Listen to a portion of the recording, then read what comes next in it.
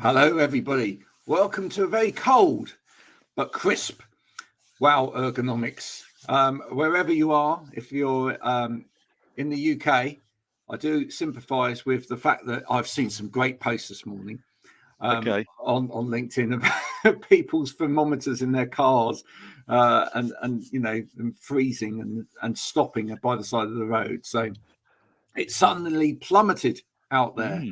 And we maybe talk about that in a little bit. But we have a great show for you today. We have the wonderful Mark Walker joining us any second now. And he'll be talking to us about ergonomics. That's it. This is partly what this show is meant to be about. Yeah. Occasionally we diverse into weather and also other things, all sorts of other things, don't we? But the core is ergonomics, but we do sometimes lose our focus, don't we, occasionally? Yeah, absolutely. Both Stephen and myself said that it's so cold today that we had to wear hoodies. Okay, so if you're wearing hoodies today or Christmas jumpers, although yesterday was official Christmas jumper day, good on you. I think that's perfectly acceptable. Now, a little bit of housekeeping before we bring in our guest. Of course, you can find the latest episodes of Wow Ergonomics all the time at www.wowergonomics.com. It's a wonderful place where you can go back through all of the archives of wonderful people that we've had on this show previously, and listen to us rant on about all sorts of things like weird desks and funny chairs. And if you want to do that, do go and check out the website. And also, growing slowly but steadily by popular demand is our new Instagram account as well. So if you haven't found us on Instagram yet, do come and say hi. Do wave at us on Instagram. We are there again at Wow Ergonomics. What an amazing thing that is to be able to spread our wings out there. And we're up to 60 plus followers now already in a couple of weeks, which is a marvelous thing because we haven't even really done anything to promote it. No. But there you go. So with that all taken care of, there is of course the comments box at the top. If you do want to drop a comment in, say something to us, ask a question of one of us or our guests, who's probably much more knowledgeable than we are on anything, then do that by putting in a comment up there, and we will put it on the screen for all to see. So without further ado, I must remove said mise en scène, and let's find a background that is very in keeping with Christmas, a little bit more sparkle. There we go. As we bring in Mark Walker, here he is. Hello, sir. Hello, both. How are we? Hello, Mark. Well, we're very good, but very cold. Again, yourself, you're donning a warm, fleecy top. And whereabouts are you coming from in the UK? I'm coming from Rutland, and for those that don't know where Rutland is, because I get asked many a time, it is the smallest county in England. Wow, wonderful! But doesn't it have a bitter? I thought there was a Rutland bitter. There is indeed. There you go, educated man. Thank you very much. Very nice. It was too when I used to drink the stuff. But yeah, and why there? I was born and bred South Leicestershire, and I went to school in Oakham, which is the county town of Rutland, and I've slowly migrated back to my school heritage. Oh well, I love that. I love that a lot. Now you've got a very interesting background there. We always comment on people's background, especially if it's like you've done, taken time and attention to deal with it. What are those shots of football? Well, in keeping with Stephen's background, if he just moved his head slightly. Sorry. There you go. The three pictures behind me are actually three of the England goals from the 1966 World Cup final. Oh, there you go. There you go. You see, Stephen, you see what he's done there? He's absolutely brought it on. I was just saying to Stephen, as you might have heard from the green room, that I did wonder what's going to happen if the Netherlands get into the final with England, given the fact that he works for a Dutch company. But we'll deal with that as and when it happens, yeah? Yeah. Well, hopefully. We've got to get through this next match first. Any predictions for the match against France, guys? I don't want to sound too brave, but I genuinely believe that they're beatable and we can do it. Yes. 2-1, okay. I think it's going to be close. I think it'll be a little bit more nerve-wracking than last Saturday's game, where I think after the first 30 minutes were pretty nerve-wracking in that game, weren't they? Yeah, but then we sorted it. So I think we'll just win. I think we've just got enough, he says, hopefully. Fantastic. Yeah, I think that's a fairly good prediction, 2-1. I'd go with that. We'd all be happy people going into next week if that was the case. Mark, tell us a little bit about your business. What is it that you do, sir? Well, so Balanced is it's very new. Only started up this summer. I've spent the last 22 years of my life in the sort of ergonomic solutions market, but working for somebody else. Dare I say, lining somebody else's pockets. But it is my passion. It is what I know. There's a Welshman for you. Yeah. Thank you very much for those that are listening to this. It's Harry Brunt, who was on a few weeks ago, has come in with 3-1 to France.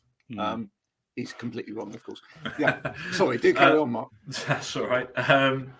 So yeah, it's what I know. It's what I'm used to, and I'm sort of passionate about trying to make some waves and try and get people thinking slightly differently about how they approach the market more than anything else. Yeah. By that, I know I've heard this on Wow Ergonomics more than once. More about putting the individual before the sale.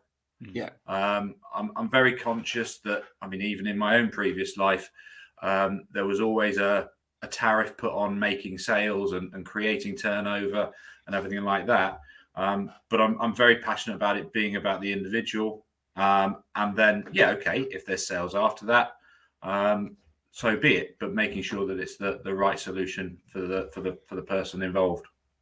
And that is so important, isn't it, Stephen? It's so important that actually, in a way, that the assessment process is agnostic. It's not featured around the product. Although, every manufacturer would love their product to go forward, they would also love it to be positioned in the right way every time as well, so that actually, it has that credibility. Yeah, you have to be quite grown up about these things. Obviously, me being slightly biased, would like to see everyone using Backer product throughout their entire office. However, there will be certain conditions or ailments or adjustments required that mean that actually a product that somebody else makes is the right product. So you're right, it's keeping quite an open mind and making sure that the individual is the person who's put at the forefront and not the sale, as Mark said. So getting that right product and solution there, because actually, if you're not careful and the wrong product goes in front of someone, actually it reputationally doesn't help the whole ergonomic world, in that actually, are we just pushing product and looking for the sale and instead of getting the solution, and we're just pushing product and actually it can be the wrong thing. And, one of the things we originally touched on, Graham, when we started this show, sort of around the time of COVID, was the fact that how often were people maybe getting the wrong product, but it had a nice bit of packaging, or it was purple with yellow spots, or it got 5-star reviews on certain websites that you could buy things for home, but actually the selling of the product is just the first piece. It's actually the utilizing of the product and making sure it's fit for purpose. So Mark's absolutely spot on. It's getting the individual the right products. Mark, with regards to that, how important do you feel the education piece is as well? I mean, it's something that we talk about a lot on here, but just doing the assessment, providing the solutions is just the starting point. Yeah. Oh yeah, 100%. I mean, the best chair in the world can be the worst chair in the world if it's not used in the right way, set up in the right way. Particularly when you then start talking about height adjustable desks and everything around that. More and more people are using them now. More and more people are buying them and as standard within their office space. But they just get delivered, installed, and they've got a button down here that you can press. But then you walk into that office 2-3 weeks later, and they're all still set at probably 720 mil, because I don't know, maybe there's a person in the office who would quite like to stand up, but doesn't want to be the only person stood up. There's sort of a lack of education about what height they should be stood at, what height they should be sat at. And it's bringing it together to encourage people to make use of the solution they're being given. And in a way, I mean, I've spoken to clients in the past. In a way, make it a bit of a game, a bit of a competition amongst the employees, so that they are encouraged to do it, because then it becomes a bit more fun rather than, oh, I've got to stand up, or I should be sat down, or whatever it might be. So, yeah, I think, again, certainly the newer technologies, and sit-stand desking isn't new, but it is relatively new into the UK as a standard solution, needs a bit more thought around how we encourage people to get the best out of it. Yeah, absolutely. Thanks, Jenny, by the way, for saying hello to us all. I hope you're enjoying this conversation. If you've got any questions around ergonomics, or I have to say as well, if anybody out there has got an ergonomic disaster, we keep saying it, but if you've got an ergonomic disaster and you'd like to send that in the comments, etc., we will put it on. And if it gets aired, then you will win a little prize courtesy of Backer. So there you are. There's something to do. Okay. Show us your ergonomic disasters. Yes. Just building on what Mark said, I went and did some product training with someone about 3 or 4 weeks ago, and someone proudly told me how they now had a sit-stand desk and they could stand all day to work. Yeah. Again, that's and again, it's as Mark was saying, it's okay getting the technology in, but it's the appropriate use. So again, it was that someone's belief that actually they should be standing all day, and how would that message got across to that person in such a way that they felt that was the right way to work. So again, you then start and then, okay, balance, whether it's 30. I mean, I use a sit-stand desk at home, and mine's set up for 30 minutes of sitting, 6 minutes of standing. But you've got all those different alterations you can make yourself to find that real sweet spot. But it just really struck me that someone had bought the right piece of technology, but it actually, if they'd gone down that route, would just have moved the problems from here to over here. They'd have maybe addressed one issue but brought something else in, from a physical ailment perspective. No, absolutely. I'm glad you used that word, balanced. In there. Well, yeah. See what I did. Where did the name come from, actually, Mark? Well, Balanced is not just me, it's my wife. So we've set it up as a limited company, but it's very diverse in its offering. Me on the ergonomic side, and Caroline is a virtual assistant, and brand new virtual assistant. She's just left employment to set that up herself. And as you can well imagine, the Walker household was full of bright ideas of what we should call it, whether it includes our name or might be completely off the wall. And we were going around in circles. So I text a friend of mine who is quite prolific in his opinions about certain things, and said, look, we're trying to think of a name. So he came back and said, well, what have you got in common? If it's going to be both of you, what have you got in common? And sadly, I sat there and went, well, not a great deal. Opposites attract. What films do you like? Well, she likes rom-coms. I like a bit of action. Well, that doesn't work then. He said, well, you're in furniture. Who's your favourite furniture designer? And I said, well, I don't really invest into being all in on one designer and things like that. But I have met Peter Opsvik, who designed the Hawker Pisco chair and actually the Balance stool. Yes. So he came back and said, balanced. Obviously, balanced spelt the correct way, rather than the phonetic way that we have. As a company name had already gone. So we eventually settled on Balanced, the phonetic spelling of Balanced, as the company name. Which I love. I think that's great. And I love the logo as well, which is the stones. And as I said in the preamble to this episode, have you ever tried that yourself down at the beach? I've got the patience, Graham. No, okay. I'll shot that one in the foot. So you won't see Mark on a Sunday morning out there on the beach going carefully layering the stones on top of each other. Have you ever seen that, Stephen, being done? I've seen it being done, but like Market, I would just not have the patience. I think after the first time they fell over, I'd have just walked away. Probably after kicking the stones over, I'd have thought so. I'm sure those people sort of grow up on Jenga or something, you know. Or with a tube of super glue in their pocket. Oh yeah. Oh, cheating at it. Oh, I don't know. That would be dreadful. It's interesting that Mark said about the VA piece with Caroline, because that's something that again, going back to the sort of the very sort of origins of this show, Graham, that was a community who we engaged with quite a lot, wasn't it, at the start of COVID? And I know Joanne Manville, who's sort of down your way, sort of Exit the Way, was one of the first people we sort of had on the show, wasn't it? And I think she came to some of our events, and then we did a couple of sort of VA specials, but that seems to be an area of employment that's obviously was there before, but has really sort of blossomed and grown quite significantly over the last 2.5 years. Yeah, I was going to say, Mark, do you think actually for a lot of traditional businesses within the sector, they've actually struggled with this whole shift because it's taken people out of offices? I mean, what we've seen is the skilled workforce who have perhaps not been, let's say, appreciated properly, necessarily within traditional structures, have gone out on their own, and in order to be able to provide what it is that they do really well to a number of businesses, because they now know that they can do it online from a remote location.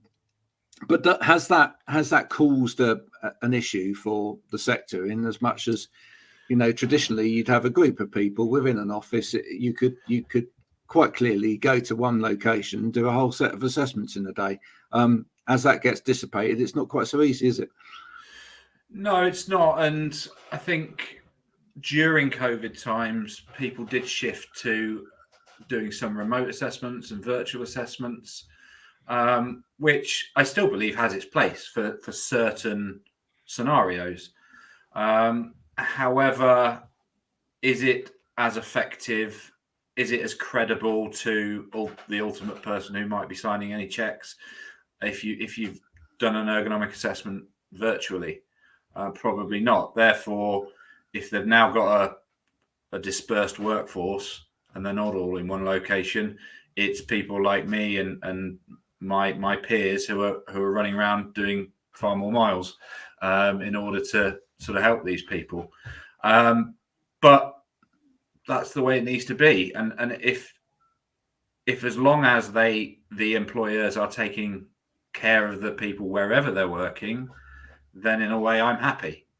I think it was those that maybe buried their head in the sand and didn't do anything and didn't really know what was going on and how people were working, which was a greater concern to me. So yeah, if they've got people in Timbuktu, we would sort of go and help them out. So yeah, it's moved on. The virtual assessment thing, I know people are still doing it, but I know they're not doing as much of it. So I think everybody started to get back to the face-to-face thing. I think there's potentially a market for supporting people in setting up and installing equipment on a virtual level, rather than having then another set of people driving around the country and doing that. Because if, for example, I had their chair in my office space, then I could show them how I was operating it on a remote level. If I didn't have their exact chair, sharing a video with another relatively generic chair to give the perception of what heights people were sat at and things like that, it's still possible. That's it. That's actually an interesting concept, because in some ways it might actually solve some problems that the trade's made for itself over the years. I know this is something that we've talked about quite a lot on here, but one of the issues with the setup process in the past has been that sometimes people get set up with their equipment and then believe, because they have been professionally set up in a particular position or in a particular way, that never the twain shall meet. They should never touch this this godlike setup that they've been provided with, and they therefore, next time you go and see them, they're sat in exactly the same position.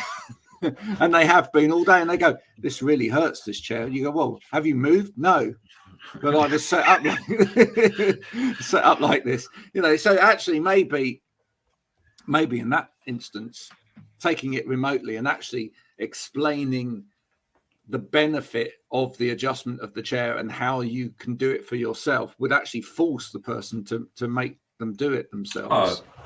Yeah, I mean, 100%. The amount of times you see somebody, I mean, even pre having anything sort of specialist, have you adjusted your chair at the assessment stage?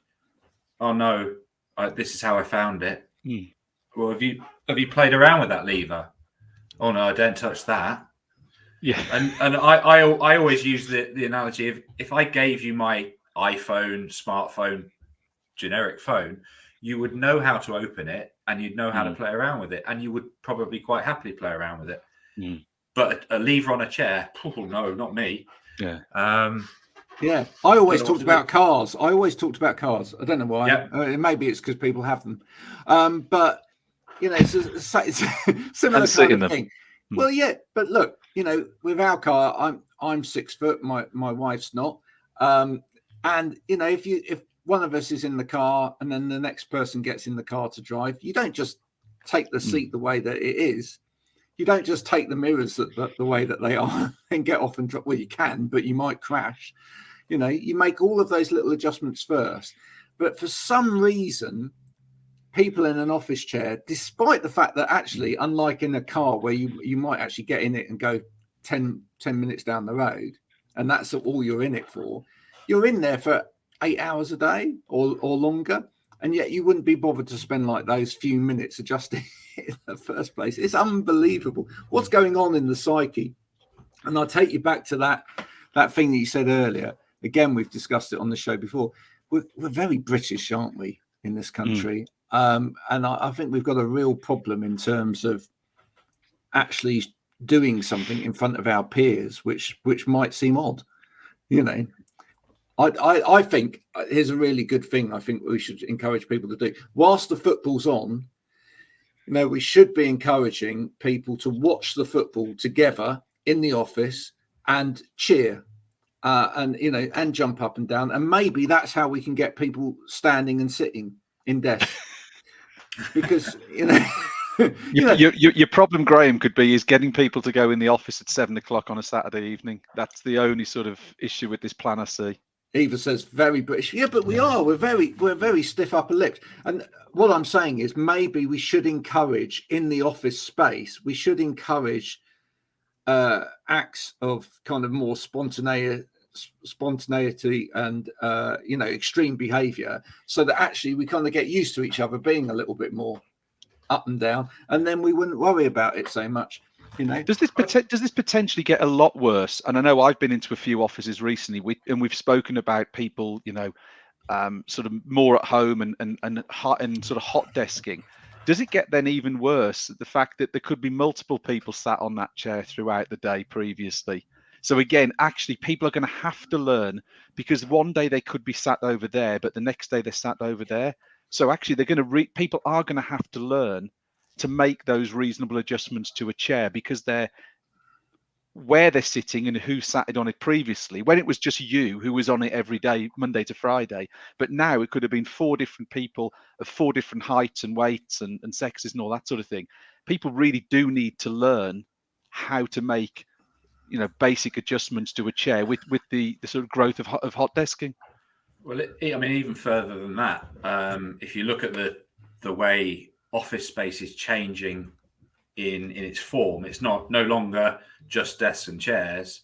It's communal areas, it's breakout areas, it's pods, there's all sorts of different environments that people can now work in. There needs to be an education piece around all of it. Not just the chair. Yep. Yes, it's okay to go and use a communal space, but don't take your laptop there and do 3 hours worth of work from a couch on a coffee table, because that's not what it's designed for. The same with the pods and Workspace now book the pods out for certain meetings and certain times, but don't find yourself sat in there all day. Get yourself back out into the open. Do you know what? I'm so glad you brought that up as a conversation, because I don't think anyone has previously, but it's absolutely true. And that's from my experience of certainly very large organizations. You see so much of this because large organizations for a long while now have had kind of breakout areas, etc. I mean, it's becoming even more prevalent, but the amount of times I went to see someone and they went, yeah, well, actually, yeah, we've got a breakout area over there. But the problem is we go over there for a meeting and 4 hours later, we're still over there in a pod, which is meant to be. And when if you then talk to the manufacturers about the pod and you say, how long would you say people should be using this sort of area for, we see it as sort of a, 20 to 30 minutes tops kind of, but none of that information is being disseminated down to the managers to go, well, that's what that's designed for, human wise, and people are like, well, that's comfortable. So let's sit in it all day. Again, there's no logic to it. Yeah, I think some of that in a way falls at the feet of, yes, the management and the employer, but maybe the interiors companies who are doing these projects to extend their offering beyond just, here's all of your new furniture. It's just cost you £1 million to fit out this office with all these different zones and everything like that. And following that up with some form of aftercare that is an ergo walk around, an education piece for the employees once they're bought in and inhabiting the space, because actually they can be seen as an external telling the employees how to use it, rather than it being management telling employees how to use it, which for me is very different. A third party is normally better accepted or better listened to by the employees. And then just a quick extension to what they're offering. And okay, their end game is win a project, deliver it, install. But what I'm seeing is far too many of those types of companies then run away. Yeah, that's it. I'm done. I think it's absolutely fundamental. It's really important. And Mark, I'm going to ask you: would you like to see more of your profession being involved in the design process of buildings in the first place? Because I've always thought that's fundamental. I think we have A&D people, we have architects, designers, interior designers, etc., involved in the design of office spaces or public spaces, but surely human factors specialists have got to get involved in those design processes as well. Many years ago, I went and designed. I actually designed the design centre areas for Wicks.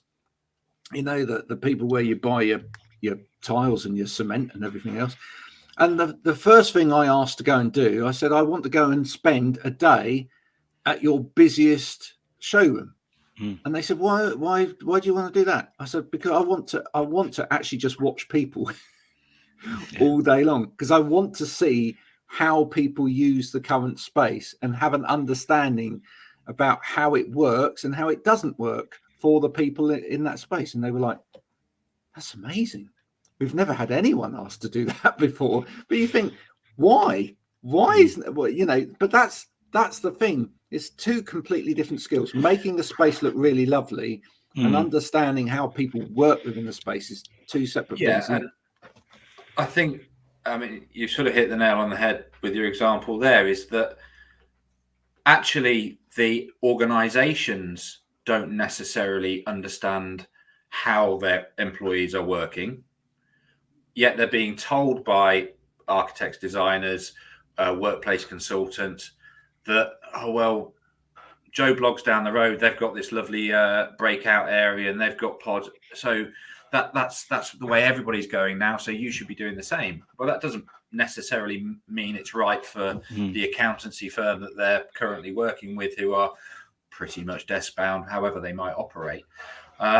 So there's that element of it. But yeah, I mean, I've always had a bit of a bugbear, I suppose, that product selection it's basically a beauty parade, and architects and designers will have their favorites, and it's not necessarily right for the 95 percentile that we're trying to make sure are looked after within the space. I also think that actually, if people are doing brand new offices, that they should assess their staff before they even start, to say, okay, well, here are our 10% who need something completely different because they've got a musculoskeletal condition or they've got a disability, rather than buying 100% of the furniture and then having to replace 10% of it because there's 10% who've got the issues. Yeah, inclusive design, and even being asked the question, who else is going to come into this space, even if it's not the people that you've got. I've still seen on LinkedIn over the past year or so some wonderful examples of reception areas, for example, that design companies have built that are completely exclusive. They don't allow for somebody in a wheelchair to access them properly. I mean, not only is it poor design, in a lot of cases they can be breaking the law, because they're creating a space that can't be accessed. So is the problem then that they're putting the 90, when they're looking at the design, they're putting the 90% first and the 10% are coming after? Where what we're saying, or what you're saying, Graham, is actually the 10% should be the first consideration and then build up from there. It's the same from the access and inclusion perspective. It's exactly the same problem as we see across the board. It's the same as on social media. It's the same as on website design, etc. Too many people still designing a website that actually is inaccessible to 10% of the population. People putting out social media, you put out a video, but you don't do captions on it. You put out a post, but you don't have an alt description on it. You're making what you do inaccessible to part of the population. And in this day and age, frankly, that's not right. And that has to change. But with regards to office design, especially if it's a new space or you're taking a space, emptying it and redesigning it from scratch, that's where you've got the opportunity. That is the time that you need to be doing it. I can totally appreciate that some old buildings won't have the accessibility without maybe a small business spending an absolute fortune on it in order to make it completely accessible. But in those cases, they can see what else they can do. They can see whether they can. I was talking about this with someone else recently, and they said one of their hospitality spaces wasn't accessible, but they talked to the pub next door or whatever and said, can my patrons use your toilet area? And they said, yeah, absolutely fine. So they sorted it out and they used common sense. There we go. Oh, thanks. We got Dan in there. Totally agree. Thanks for joining us again today, Dan. Dan's someone that would know about accessibility issues. Don't talk to Dan about trying to get a taxi with a guide dog. Well, or do, because he'll tell you about it. That's for certain. It's interesting what you say, though, because that's not obviously the office design, etc. is not a background or an area I work in, but I would have thought that would naturally come as one of the first things they would consider. It clearly isn't, but actually plugging into that whole process, special requirements that maybe for wheelchairs or access or things, it still staggers me that in this day and age, as you said, Graham, that isn't one of the first things that's considered, or even with some people it sounds not even considered at all. Well, I think what's happened is we've got so far or people understand so much about these things but don't necessarily understand all of it. So you know, for example, what you're saying is if we build a new building, we probably will see space for a disabled toilet, we probably will see ramps to get into the building, but would we consider anybody that's neurodiverse coming into the building? Yeah. You know, here's a good question for Mark. Mark, how many corporate buildings have you been in where as you travel up and down them, you kind of get lost because every single floor looks exactly the same? Yeah. And there's and nobody's even thought to go, I'll tell you what, why don't we color the posts on this floor orange and the next floor green or whatever, so that actually somebody that struggles with that can go, oh, I know that I'm on floor 3. I was doing a project with a client probably 4 or 5 years ago, and they were specifying a certain chair which had areas where you could sort of color code the fabric without it being blatantly a black chair, a blue chair, a red chair in full fabric.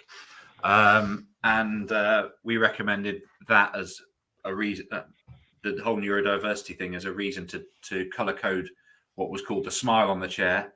And it was the facilities manager who turned around and said, no, because they'll all get jumbled up and it'll be messy. And that was the reason not to do it. It's not a reason not to do it, is it? I love Dan's comment again here. HMRC have a neurodiversity room in their offices. There you go. Good on the HMRC. I suppose they can afford to because they've got all of our money. So, whoops. I think on trains they should have different colour seats for priority seats. Yeah, actually, some have started doing that. I've noticed that in London, some of the priority seats on the tubes are a different colour, which is good, and I think that's sensible. But I just don't think we understand the range of both disabilities that are out there, and in terms of what effects that they have. But I also don't think, you know, there's enough done in terms of the overall design, in terms of helping make sure that it fits, you know, the majority of people. You know, if you've got even if you take somebody potentially without a disability, and let's go back to seating, Mark, you know, we're still thinking out there that we can buy a suite of chairs that all go from one height to another height, and the differential is that literally. And yeah, if we looked across our organisation, we might have Sue, who's 4'3", and we have Gary that's 6'7", and at no point does anybody stop to think, well, that's the difference between 4'3" and 6'7". How does that work? And there's actually, going back to one of the things we touched on around product and the sale at the start, Mark said, actually, does some of that come down to price? Is purely because actually someone who's buying product, if they buy 100 of one, gets a certain price. But if they then have to go, well, actually, I need 70 of those, 5 of them, 10 of them, 5, and which then makes it more expensive. Could it be down to something as simple as that, as to actually the cost stops people considering what a portion of the workforce actually need? Potentially, but my argument would be if you buy 100 at 200 quid, and then actually 30 of them you've got to find a chair graveyard for and then replace them, you're going to spend a damn sight more than if you buy 70 at your given discount price and 30 of whatever you need. And if you're doing it all in a transaction anyway, you're still going to get an economies of scale discount on the 30. Whereas actually, if I was doing it and I was an interiors company, you can buy your 100. If you then want ones and twos after the event, and maybe I don't do them as an interiors company, you've got to go and find somebody who does, you're going to be paying an individual price. So I just think you can bookend a project with the likes of me and my peers to support in the planning phase and to support post-installation with education. Totally agree. In the same way that you can bring in a neurodiversity consultant at the start to make sure that that element is taken care of through the design and implementation phase, but also allow them to then come back afterwards and educate all of the staff why these decisions have been made, because it only benefits the organization in all of a sudden you've educated all of your staff on sort of neurodiversity and how they can support their colleagues. So I think there are certain job types that could bookend a project to make it far better. Another thing, seeing Dan's comments there kind of just reminded me as well, because he was on a few weeks back, and it'd be interesting to get your thoughts on this. But I mean, one of the things he was saying is that actually in the assessment process, we ought to be thinking more about what everything that's in front of us for that person, not just necessarily the office space, etc. Because you know, how that person manages to get to work in the first place, or you know, if they are working at home, you know, for a few days or whatever, how that works for them, or anything that can stand in the way of that person being productive in the company, that's all relevant, you know. And I there's part of me that feels that the DSE process actually needs questioning. And I'm talking to quite a lot of assessors about this at the moment, because ultimately it's a useful tick box exercise from a health and safety perspective to kind of guide us towards perhaps who needs more help. But is it actually, or are we actually asking the right questions of people in the first place to actually mitigate the risk? Because I think in a way that the issue is it has gone beyond health and safety. I think actually the if you're trying to take a proactive approach to this all working, what you're actually trying to do is say, like a scrum master would within a project, how can I make your work for you? How can I remove from you any obstacles which allow you to perform well within this company? If we kind of actually started asking those questions, then we'd probably get the right answers. What do you think? Well, I mean, I think we all know the DSE regs are antiquated and need a good old shake-up. I mean, what was it? 1992 amended 2002. Yeah. We've got to get HSE on this program at some point, Stephen. Yeah. That would be an interesting conversation. It certainly would. Well, it would be interesting to understand why there hasn't been any sort of major movement. And you'd have thought sort of the pandemic, a lot more people working flexibly from home really could have forced that and driven that, but it hasn't. But yeah, I mean, I go back to the project side anyway, in that if you were doing a project, why does it just sit with finance to sign the check, facilities to make the decisions of how potentially it fits in the space in conjunction with the externals? Why aren't health and safety involved? Why aren't HR involved? Why aren't occupational health involved? Because they're seeing different elements of the business and how it affects the employees to a more important and greater extent than the facilities manager is. But it tends to be those that make the decisions. Philip John says, online DSE assessments, are you asking people questions about a subject they do not understand? That's a good point as well. Yeah. It is, because if again we go back to like something we touched on briefly earlier, you go back to the start of the pandemic and people were giving issued money by their company rather than something being provided to them. We were asking people to become buyers of ergonomic equipment with absolutely no experience whatsoever.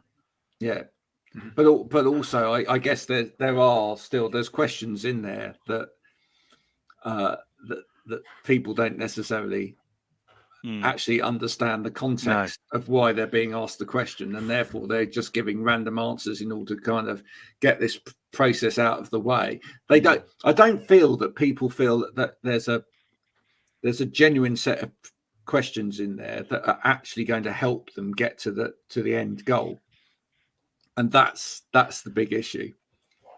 No, and if you are, or you perceive yourself as fit and healthy, it's very much a tick. Yes, done. Thank you very much. That's off my desk. Yeah.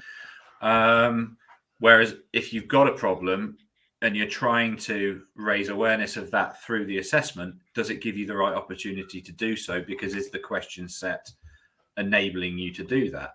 Possibly not. But I mean, go back to, do people understand why they're filling it in? The amount of companies in my 22 years that I've been to see, and I always start an assessment with, have you done a DSE assessment? You'll either get a blank look as to what's one of them, and they may have done it, but they didn't realize that it was a DSE assessment. Oh yeah, I filled in a checkbox DSE assessment. I said, oh, did you have some training to do that? No. And one of the prerequisites is to have an understanding and some form of training in DSE to then be able to self-assess. So actually, we've got a scenario where a lot of companies are handing somebody a tick sheet or giving them an Excel spreadsheet to complete, but they're not qualified or competent to fill it in themselves. And it sounds silly because DSE isn't rocket science, but ultimately they're the regulations. And we go back to post providing equipment and education. Even before you sort of start using DSE, it's education about how to do it safely and put yourself at the least amount of risk. Yeah. It may well come back down to money again, though, Stephen. Which is always an issue, because maybe a lot of companies look at it and go, well, actually, we don't want that to necessarily change, because in a way, what we don't want people to tell us that actually they need more education around ergonomics, or they need more education around neurodiversity, or that they need more awareness about how to look after each other in terms of mental health. We'd rather that they just told us that they're all okay, or maybe the one or two that are struggling, and we'll deal with the one or two, because that's going to be cheaper for us in the long run. But I think it really depends upon how that company builds their objectives, what that company ethos is about. If a company really truly wants to show that they are a believer in the health and well-being of their employees being paramount, in order to see the success of the business, they're going to have to change all of these processes. They're not going to have to stick with things as they are. Yeah, but what they'll do is they will rate themselves on that based on how attractive they are as an employer, and how they maintain talent, how they attract talent, rather than necessarily, are we doing a great job about it? There's been a massive shift in people will now choose to stay in a role, maybe for lesser money, because they're being given flexibility to work from home some of the time. There's obviously the younger generation who probably want to be back in amongst it and back in the offices a little bit more. But they will now choose those offices that are probably more like Google's offices than old school offices. Yeah, I totally agree. I just want to pick up on Jenny's comment there a minute ago. I'd love to know a little bit more about where you're coming from with that, Jenny, but I have so much to do as being a one-person team. Do you think that's part of the problem as well? Are there a lot of people out there that are being given the auspice of looking after DSE within an organisation, and it's not their, it's clearly not their day job? It's just part and parcel of something they've got to do. And they're going to look for, not wrongly, but they are going to look for the easiest route through that, So, I mean, I guess the answer is there. Someone's got to put their hands in their pockets and pay for a professional to come in. No, it's funny because it resonates actually in Caroline's VA world. She's talking to sort of entrepreneurs, business owners, and they're quite willing to outsource their accountancy, outsource their HR, outsource everything else. But then you ask about what they do and their time, and you make the recommendation of outsourcing, I don't know, their email management or their diary management. And they're like, we're not spending money on that. It's the same principle. If you outsource something more, you create yourself more time to earn more money. And with the DSE, I mean, one person team, we hear it all the time. But are they willing to outsource DSE? I think DSE is an easy thing within the whole raft of health and safety to outsource. Definitely. Jenny, it makes perfect sense. Jenny, if you're saying, and I'm not sure that you are, but if you're saying that you're looking after 10,000 people, I think you should contact Mark afterwards. Because I'll tell you what, 10,000 people's too many for any one person to deal with. Absolutely. I would say, as a kind of rule of thumb, if you're a small business and you've got, team of 10 people or whatever, yes, you could probably do the initial DSE assessments yourself, and then look for some outside guidance if there's an issue. But you've got to have that time to actually spend with people. That's an important part of the process. It can't just be that exercise. And I think once a business gets into sort of even 20 or 30 people within an organization, I think it's you need to start looking for outside help. Also within that as well, and Mark, perhaps you can just briefly talk to us about this as maybe a final point today, but don't you find it actually helps the people in the organization, the fact that you're an independent coming into the organization? It's how difficult is it for someone in an organization to be asking colleagues basically about their health and well-being? Well, I mean, 100%. I mean, I think I mentioned it earlier that sometimes it's better when it comes from an outside agent, particularly if you're telling somebody to work in a certain way or encouraging them to work in a certain way. How many times have we heard the bloody health and safety telling me to do X, Y, and Z?